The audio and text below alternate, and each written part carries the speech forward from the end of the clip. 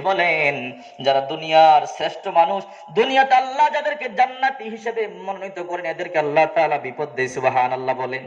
আল্লাহ তাআলা বিপদ দেন। এই জন্য বিশ্বনবী বলেন তোমরা আল্লাহ তাআলার উপরে সবসময় সন্তুষ্ট থাকো, কখনো আল্লাহর উপরে অসন্তুষ্ট হইও না, কখন আল্লাহকে গালিগালাজ করো না। বিশ্বনবী বলেন যখন বিপদ আসে তোমরা দোয়া পড়ো, আল্লাহ তাআলা এই দোয়ার মাধ্যমে তোমাদের বিপদ সারিয়ে দিবে। সুবহানাল্লাহ জোরে বলেন। যখন বিপদ আসে তোমরা দোয়া করো, আল্লাহ শিখিয়ে দিয়েছে।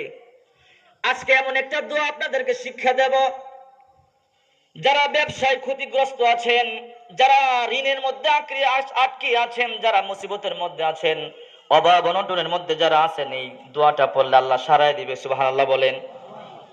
আবু দাউদ শরীফের 1555 নম্বর হাদিস। ব্যবসার মধ্যে যারা ক্ষতিগ্রস্ত আছেন, যারা অভাবে আছেন, যারা বিপদে আছেন, টেনশনে আছেন, যারা মামলায় আক্রান্ত আছেন, যে যেই সমস্যার মধ্যে আছেন, যদি এই দোয়াটা পড়েন, আল্লাহর কসম করে বলি বিশ্বনবী বলেন আমল করতে দেরি, তোমার সমস্যা আল্লাহ দূর করতে দেরি নাই। সুবহানাল্লাহ বলেন।